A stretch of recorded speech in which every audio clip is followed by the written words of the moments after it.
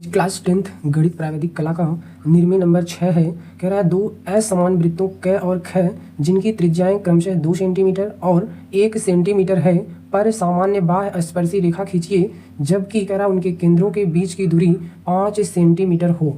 ठीक, आइए देखते हैं कैसे इसकी रचना करेंगे। तो सबसे पहले हम लोग क्या करेंगे, 5 सेंटीमीटर की एक रेखा खींचेंगे। 5 सेंटीमीटर, चलिए यहाँ से 5 सेंटीमीटर की एक रेखा खींचेंगे। चलिए ये हमारा हो गया 5 सेंटीमीटर की एक रेखा, और इस रेखा को हम नाम दे देंगे क और ख। मतलब एक हमने 5 सेंटीमीटर लंबाई की एक क ख रेखा खींचा। ठीक, अब हम लोग प्रकार की सहायता से 2 सेंटीमीटर त्रिज्या का एक वृत्त खींचेंगे। 2 सेंटीमीटर त्रिज्या का, चलिए पटरी और प्रकार की सहायता से केंद्र क पर 2 सेंटीमीटर त्रिज्या का एक वृत्त खींच लेना है।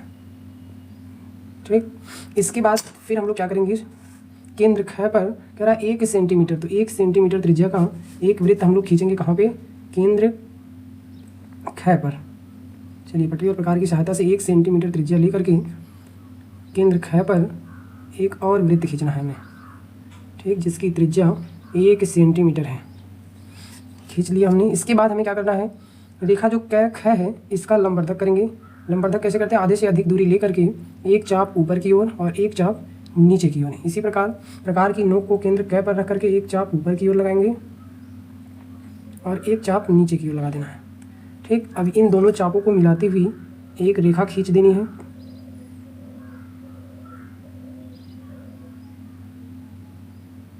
ये रेखा डॉटेड खींचेंगे। चलिए हमने एक रेखा खींच दिया, और ये वाली जो रेखा है वो क ख रेखा को बिंदु हमने माना च पर काट रही है। ठीक, इसके बाद क्या करना है, बिंदु च को केंद्र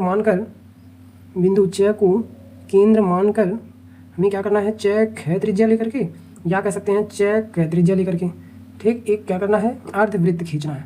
चलिए तो हम लोग एक अर्धवृत्त खींचेंगे। यहाँ से अर्धवृत्त जो खींचेंगे वो डॉटेड रहेगा।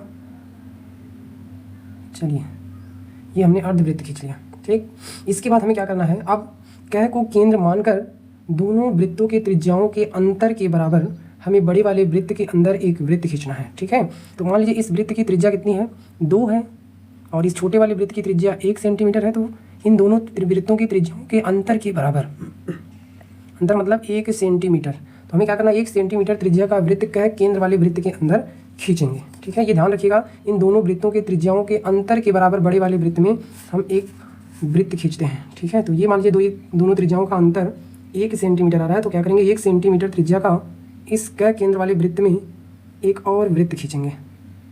चलिए ये वृत्त डॉटेड रहेगा। चलिए हमने खींच लिया।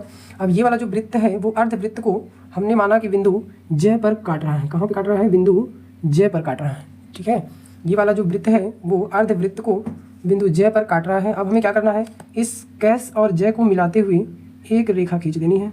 क और केंद्र क से ज को मिलाते हुए एक रेखा खींचनी है, और वो रेखा हमारी डॉटेड रहेगी। चलिए हमने खींच दिया। ये जो रेखा खींचा वो क केंद्र वाले वृत्त को हमने माना कि वो बिंदु ग पर काट रही है, बिंदु ग पर काट रही है। ठीक है, चलिए ये हो गया। अब हमें क्या करना है, अब इस जो क ग रेखा है इसी के समांतर ख केंद्र वाले वृत्त पर भी हमें क्या करना है, एक समान मतलब इसी के समांतर एक रेखा खींचनी है। ठीक है, तो या तो आप इसको आगे बढ़ा लीजिए, प्रकार से भी यहाँ पे इसके समांतर रेखा खींच सकते हैं, या तो आप चाँदे से माप करके भी यहाँ पे खींच सकते हैं। ठीक है, तो हम प्रकार से ही खींच दे रहे हैं। इसको क्या करेंगे, हल्का सा आगे बढ़ा लेना है। चलिए बढ़ा लिए। अब क्या करना है, इसको 1 सेंटीमीटर त्रिज्या जो है ये माप करके यहाँ से यहाँ पे उसी चाप का हमें क्या करना है, एक ऐसे खींच देना है यहाँ से लेकर के यहाँ तक। ठीक, चाप खींच लिए। इसके बाद हमने मान लीजिए ये वाली जो रेखा है वो यहीं कहीं पे कट कर रही है इसको यहाँ। अब ये वाला जो चाप की लंबाई है, इस चाप को माप करके जितना चाप यहाँ होगा उतना ही चाप यहाँ प्रकार की नोक को रख करके यहाँ कट कर देना है।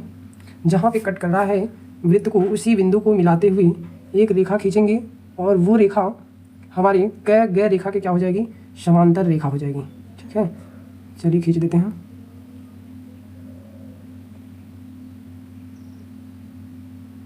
चलिए हमने खींच दिया। इसके समांतर जितना डिग्री कोण यहाँ बनेगा उतना ही डिग्री का कोण यहाँ भी बनेगा, ठीक है ना। अब हमें क्या करना है, अब हमने माना कि ये जो हमने रेखा खींचा, इस कै गै के समांतर जो रेखा खींचा और वो जो है ख केंद्र वाले वृत्त को बिंदु घ पर काट रहा है। हमने माना कि ये वाला जो रेखा है वो ख केंद्र वाले वृत्त को बिंदु घ पर काट रहा है। अब हमें क्या करना है, घ और घ को मिलाते हुए एक रेखा खींच देनी है, घ और घ को या घ और घ को, ठीक है। चलिए तो घ और घ को मिलाते हुए एक रेखा खींच देनी है। यही रेखा हमारी क्या हो जाएगी, इन दोनों असमान वृत्तों की बाह्य सामान्य स्पर्शी रेखा हो जाएगी। कौन सी, घ और घ, ठीक है। तो आइए इसकी रचना के चरण कैसे लिखेंगे उसको भी देख लेते हैं। चलिए यहाँ शुरू करते हैं रचना के चरण। रचना के चरण, तो रचना के चरण में हम लोग पहला पॉइंट लिखेंगे कि सर्वप्रथम क्या किया, 5 सेंटीमीटर की एक रेखा क ख खींचा, ठीक।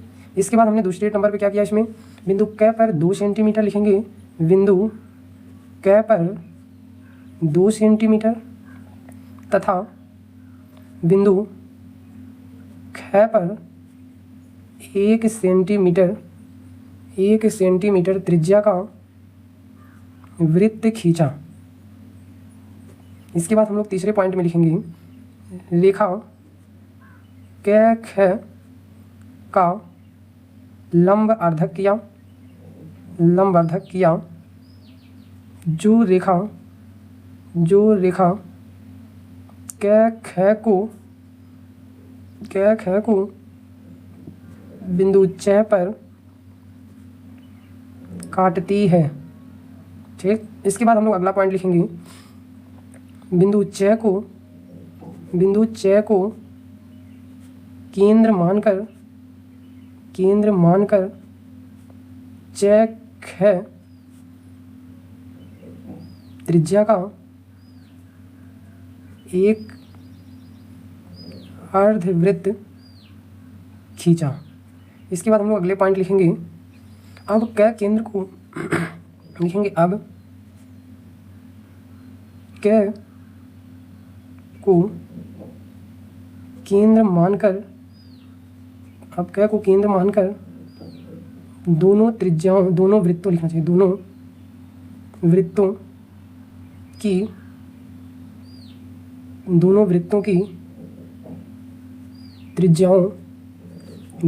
की त्रिज्याओं के अंतर के बराबर, दोनों वृत्तों की त्रिज्याओं के अंतर के बराबर मतलब 2 - 1 बराबर 1 सेंटीमीटर, अंतर के बराबर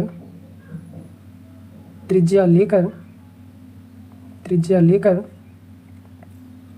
एक वृत्त खींचा, जो हम कह सकते हैं जो अर्धवृत्त को बिंदु J पर काटती है, ठीक। अब हम लोग क्या करेंगे, अगला पॉइंट लिखेंगे बिंदु क j को मिलाते हुए एक रेखा खींचा, जो क केंद्र वाले वृत्त को बिंदु ग पर काटती है। लास्ट एक पॉइंट और लिखेंगे, लास्ट 7 लिखेंगे ख केंद्र वाले वृत्त में केंद्र ख से क ग के समांतर रेखा ख घ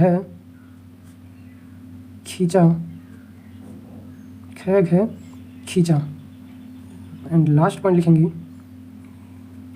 बिंदु ग और घ को मिलाते हुए बिंदु ग और घ को मिलाते हुए एक रेखा खींचा जो कि यही रेखा दोनों असमान वृत्तों की सामान्य बाह्य स्पर्शी रेखा हो गया है। आई होप आपको समझ में आया होगा। Thank you.